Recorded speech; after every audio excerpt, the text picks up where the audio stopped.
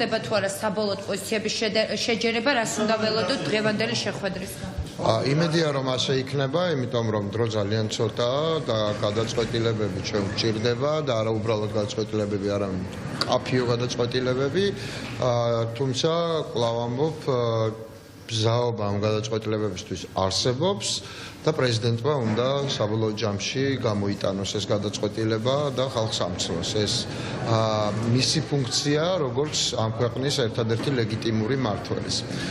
მე იმედი მაქვს, რომ გადაწყვეტილებას დღეს ჩვენ მოვისმენთ და იმედი მაქვს, რომ ამ გადაწყვეტილების თანახმად შეიქმნება იმგვარი სივრცე და იმგვარი ფორმატი, რომელიც სწრაფად აღასრულებს ქართველი ხალხის ნებას, ეს არის ახალი არჩევნები და ლეგიტიმური ხელისუფლება.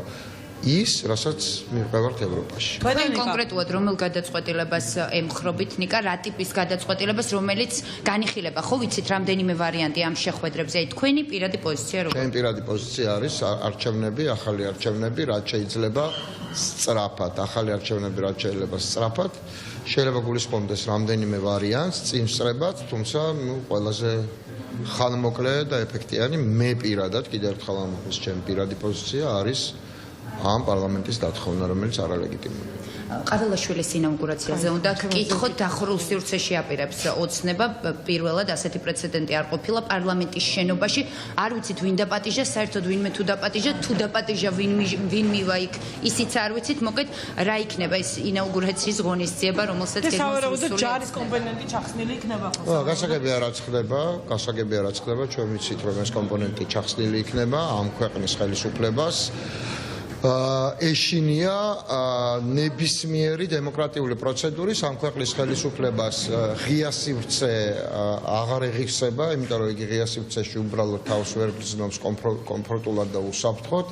ჯარი არის ის, რისი პრივატიზაცია საბედნიეროდ ბიძინა ივანიშვილს ჯერ ვერ მოუხდენია და ვერც მოახდენს და ამის გამო მისი შიში ამასთან დაკავშირებით სრულიად გასაგებია. რაც შეეხება ინაუგურაციას, ამ თვითგამოცხადებული პრეზიდენტის, ეხლა ეს ინაუგურაცია გინდა ყოფილა, გინდა არა, არალეგიტიმური პარლამენტი ვერ აირჩევს ლეგიტიმურ პრეზიდენტს, გამორიცხული. ნიკა ეს ავაზუსტა. ელჩები რო არ მიდიან, ესეც ვიცით ყველა. ნიკა ეს ავაზუსტა, რომ 28 ნოემბერს ყოველთ ხვდებით, რომ ქართული ოცნება გავიდა კონსტიტუციური ჩარჩოდან.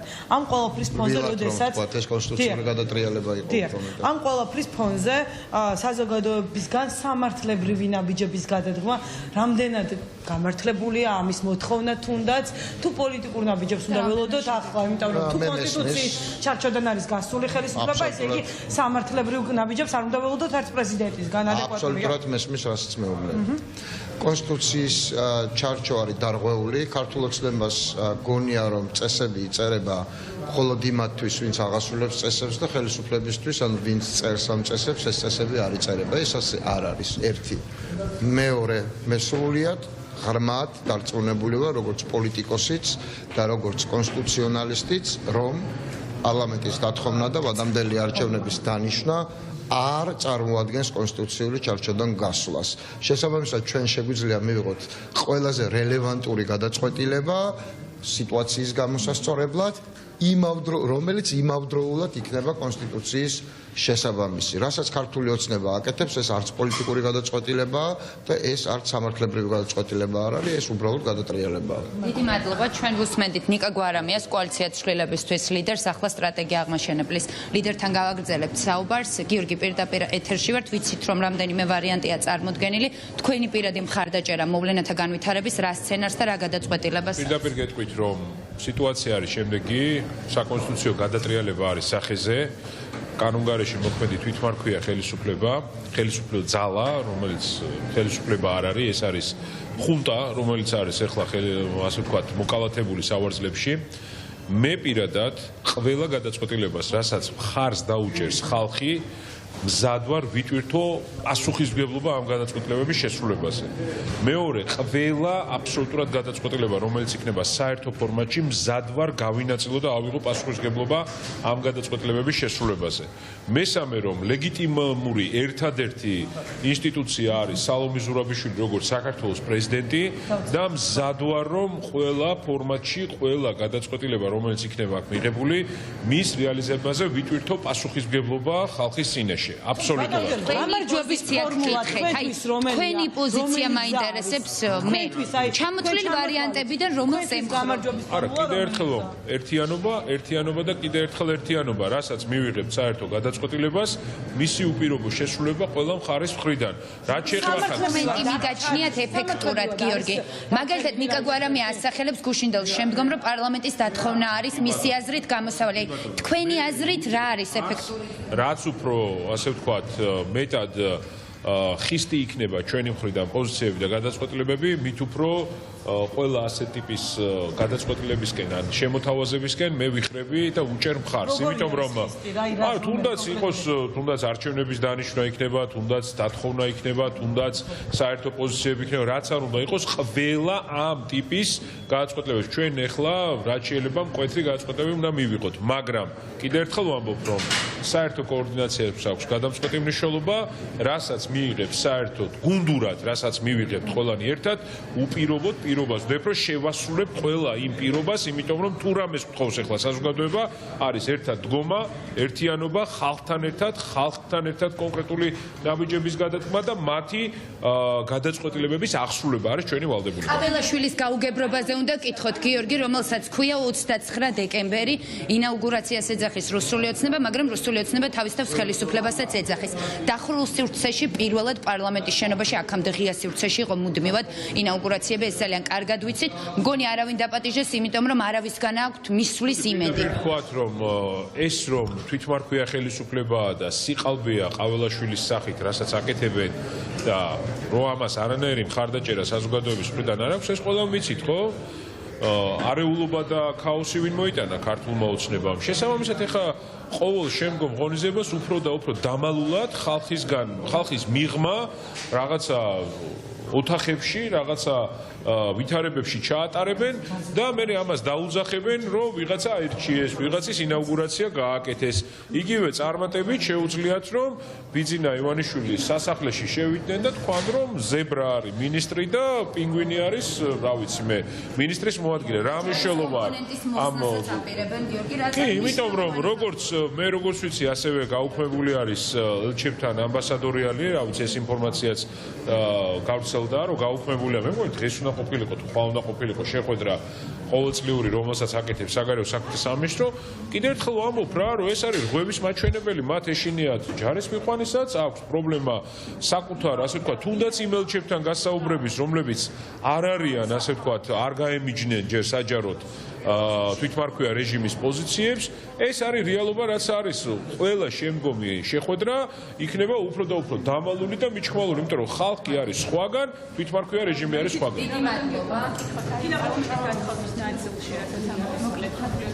კი ბატონო რომ ის შეუძლებელია პრეზიდენტმა გააკეთოს ამ შესაძლებლობით ვინაიდან მკითხებულია დათხოვნის ნაწილს გულისხმობ ასეთი ან ეს წარმოგიდგენიათ ქართული ოცნების მონაწილეობის გარეშე რომ ახალი არჩევნები ქართულ ოცნებას პრეზიდენტმა მისცა კარგი შანსი რომ ხო გაიძახიან დიალოგი ხო?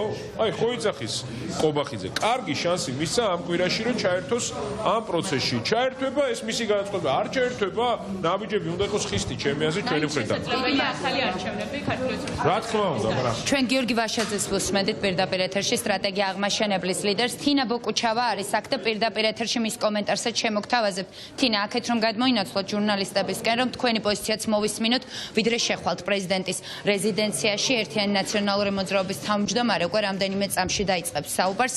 მნიშვნელოვან შედეგს ელოდება ოპოზიციაც, მედიაც, ქართველი ხალხიც დღევანდელი აუდიენციის შემდგომ. თინა, დავიწყოთ იმით, თქვენ რა ვარიანტს მიიჩნევთ მართებულად, რა უნდა გაკეთდეს იმისთვის, რომ ქართველი ხალხის სურვილი გაფორმდეს და გადაითარგმნოს ახალ არჩევნებში. ვიცით, რომ ეს მზაობა და კონსენსუსი არის, მაგრამ აი ინსტრუმენტს ეფექტურს თქვენ რომელს მიიჩნევთ? ყველაზე მნიშვნელოვანი რაც დღეს არის საზოგადოების მხრიდან დაკვეთა ეს არის ოპოზიციური ერთიანობა და ერთიანობა პრეზიდენტის ინსტიტუტის ხოლგის ქვეშ ვინაიდან და რადგანაც ეს არის ერთადერთი ლეგიტიმური ინსტიტუტი რომელიც დარჩა საქართველოში ივანიშვილის არალეგიტიმური რუსული რეჟიმის პირობებში, რომელმაც მოაწყო კონსტიტუციური გადატრიალება რეალურად, როდესაც მიიტაცა ქართველი ხალხის თავისუფალი ნება, შემდეგ კონსტიტუციის 78 მუხლის დარღვევით შეაჩერა საქართველოს ევროკავშირში გაწევრიანების პროცესი და გამოაცხადა ომი საკუთარი საზოგადოების ქართველი ხალხის წინააღმდეგ უკიდურესი ძალადობრივი მეთოდებით. ამიტომ ახლა კონსტიტუციურ ჩარჩოში დასაბრუნებლად და პოლიტიკური პროცესის ნორმალიზებისთვის არის ძალიან მნიშვნელოვანი ერთიანი პოზიციით საზოგადოების მთავარი დაკვეთის კონვერტირება პოლიტიკურ შედეგში და ეს არის ბუნებრივია უპირველეს ყოვლისა პოლიტპატიმრების გათავისუფლება და ყველა პოლიტპატიმრის ამას მინდა ხაზი გაუსვა და ახალი არჩევნების ჩანიშვნა, რომელსაც ჩაატარებს არა ივანიშვილის რუსული რეჟიმი და მისი დანაყოფები, სუსის თუ სპეციალური სამსახურის თუ საარჩევნო ადმინისტრაციის თუ ნებისმიერი სხვა უწყების სახით, რომელიც კონტროლდება თავად ივანიშვილის მიერ, არამედ დამოუკიდებელი საარჩევნო ადმინისტრაციების და დამოუკიდებელი სახელმწიფო ინსტიტუტების პირობებში. როგორ უნდა აიძულოთ რუსული რეჟიმი? ეს კითხვა არის უმნიშვნელოვანი. რა თქმა უნდა, ეს არის ძალიან მნიშვნელოვანი, თუმცა პირველი ნაბიჯი, რომელიც უნდა გადაიდგას იმისთვის, რომ ამ შედეგს მივაღწიოთ და საერთოდ გქონდეს პრეტენზია იმისთვის, რომ ჩვენ ავსახავთ ქართველი ხალხის დაკვეთას და ნებას, ჩემი აზრით, არის სწორედ ერთიანობის ჩვენება, ერთიანი ფორმატის არსებობა და მე იმედი მაქვს ნამდვილად, რომ ამ თვალსაზრისით შეძლებს პრეზიდენტის ინსტიტუტი, ისევე როგორც პოლიტიკური პარტიები, რომ გაამართლონ თავარი საზოგადოებრივი დაკვეთა. დიდი მადლობა. ბადრი ჯაფარიძე შედის ახლა პრეზიდენტის რეზიდენციაში. ვთხოვოთ მოკლე კომენტარი მას. ბატონო ბადრი, პირდაპირ ეთერში ვართ. უკაცრავად, ბატონო ბადრი, პირდაპირ ეთერში ვართ. თუ შეიძლება ძალიან მოკლედ რომ დააფიქსიროთ პოზიცია. ბადრი ჯაფარიძე ახლა იტყვის საკუთარ სათქმელს და შემდგომ უკვე შეგიშვებთ პრეზიდენტის რეზიდენციაში, უბრალოდ პირდაპირ ეთერში მაყურებელს თქვენი ლელოს პოზიციაც რომ მოვასმენოთ. აი, ყველა ძლიერი საქართველო, კი ბატონო, ყველა პოლიტიკოსი ამბობს, რომ აუცილებელია ორი შედეგის მიღწევა, ერთი პოლიტპატიმრების გათავისუფლება, მეორე ახალი არჩევნები. აი, როგორ ხედავთ თქვენ ამ გზაზე რა იარაღი, რა ბერკეტი უნდა იყოს გამოყენებული, რომ სასურველი შედეგით დასრულდეს ეს ბრძოლა? პროტესტი და პროტესტი. აი, ეს არის ერთადერთი ბერკეტი, რომელიც უნდა იყოს გამოყენებული და რომელიც არის ყველაზე ეფექტური. დანარჩენს რაც შეეხება, ახლა გვექნება შეხვედრა პრეზიდენტთან, შეიქმნა მასთან კოალიციური საბჭო, რომელიც იმსჯელებს ყოველდღიურ გეგმებს. პოლიტიკურმა აქტორებმა რა ნაბიჯები უნდა გადადგან, ბატონო ბადრი, პოლიტიკური აქტორების მხრიდან რა ნაბიჯები უნდა გადაიქცეს, აი თქვენი მხრიდან? პოლიტიკური აქტორები უკვე მნიშვნელოვან ნაბიჯებს ახორციელებენ, ეს არის პირველი, რაც მნიშვნელოვანი შედეგი დადგა, რომ სრულად იზოლირებულია ეს ძალა. მარტო არის პარლამენტში, ეგრეთ წოდებულ პარლამენტში, მარტო არის გარესამყაროსთვის დარჩენილი გამოკვეთილად არადასავლური, არაეროვნული ძალა. ამ იზოლაციაში ძალიან დიდი როლი შეიტანა სწორედ პოლიტიკური პარტიების ძალისხმევამ. ამიტომ ამას ჩვენ გავაგრძელებთ და პირველ რიგში მინდა ვთქვა, რომ დადებითი შედეგი მოიტანა ჩვენი ქვეყნისთვის ამ არაჩვეულებრივი ჩვენი თანამოქალაქეების ყოველდღიურმა ბრძოლამ და პროტესტმა, მშვიდობიანმა პროტესტმა. ეს არის ყველაზე ეფექტური იარაღი. ყაველაშვილის ინაუგურაციაზე. ბატონო ბადრი, ყაველაშვილის ბატონი ბადრი შევიდა უკვე პრეზიდენტის რეზიდენციაში. ამ დროისთვის უკვე კოალიცია ცვლილებისთვის ერთიანობა ნაციონალური მოძრაობის და ძლიერი საქართველოს ლიდერები არიან სალომე ზურაბიშვილთან. ახლა ერთადერთი ჩვენ გახარია საქართველოსთვის პარტიის წარმომადგენელს ველოდებით, იმიტომ რომ ამ შეხვედრების კვალდაკვალ ჩამოყალიბდა ტენდენცია, რომ გახარია ან საერთოდ არ მოდის ამ შეხვედრებზე, ან იშვიათად მოდის. გუშინაც დიმაც ქიტიშვილი იყო, ვიცით ახლაც რომ დიმაც ქიტიშვილი მოდის, დიმიტრი ქიტიშვილი პრეზიდენტის რეზიდენციაში, ისიც ბუნებრივია გააკეთებს კომენტარს, თუმცა ჯერჯერობით აქ ამ ლოკაციაზე მე მას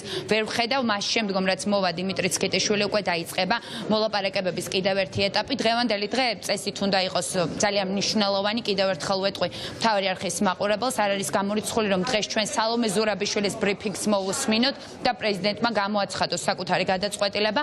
ვარიანტებს სთავაზობენ პოლიტიკოსები მას, მაგრამ სალომე ზურაბიშვილის მისაღებია გადაწყვეტილება. მოკლედ შესაძლოა დღევანდელი კონსულტაციები იყოს საბოლოო და ამის შემდგომ ჩვენ გავიგოთ რა ნაბიჯებს გაყვება უკვე სალომე ზურაბიშვილი ქართულ ხალხთან, ოპოზიციასთან, არასამთავრობო სექტორთან ერთად. ნახოთ როგორ განვითარდება პროცესები, რასაკვირველია ამას პირდაპირ ეთერში გიჩვენებთ.